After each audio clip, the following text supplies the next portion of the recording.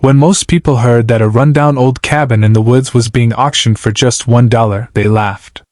"It's probably full of mold and raccoons," the townsfolk joked.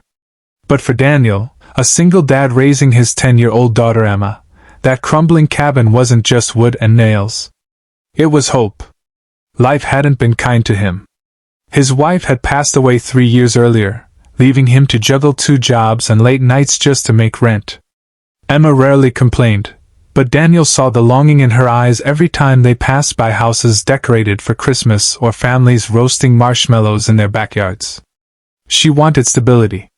She wanted a home. So when the town announced the auction, Daniel raised his hand. $1. One shaky, desperate bid. No one else wanted the burden. And just like that, the cabin was his. The place was worse than he expected. Leaking roof, rotten steps, a wood stove that hadn't seen fire in decades. Still, Daniel and Emma rolled up their sleeves. Each night after his shift, he'd work on repairs while Emma swept the dusty floors, singing softly to keep them company. It was on one of those nights that Emma's broom caught on something strange, a hollow sound under the floorboards. "Daddy, listen!" she whispered, tapping again.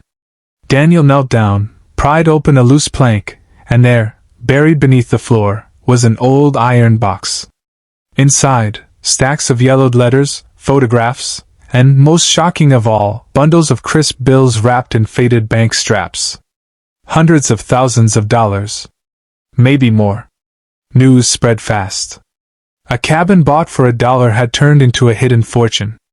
Developers swarmed in, waving contracts and offering millions, not for the house, but for the land and whatever else might be buried beneath it. Everyone told Daniel to take the money. "Think of your daughter's future," they said. But Daniel saw something different.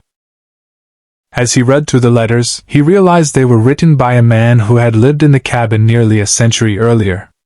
A war veteran who had lost his own family, who wrote about saving every penny not for himself, but for the town he loved.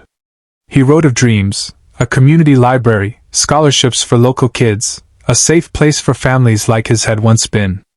Daniel closed the box with trembling hands. This wasn't treasure. It was trust. A trust meant to be honored, not sold. So when the developers returned with contracts and promises, Daniel refused. He stood on the broken porch of the cabin and simply said, "This isn't for sale." The town buzzed with shock. Some thought he was foolish. But word of his choice spread further than he imagined. Neighbors, strangers, even people from across the country began sending letters and donations, not just money, but offers to help rebuild the cabin, to turn it into the community space the old veteran had dreamed of. And slowly, the little $1 cabin transformed. Fresh paint covered the walls. Shelves of donated books lined the inside. Children's laughter echoed where silence once ruled. Daniel often stood back, watching Emma read aloud to younger kids by the fireplace, her face glowing in the firelight. And in those moments he knew. The cabin hadn't given him riches. It had given him something far greater.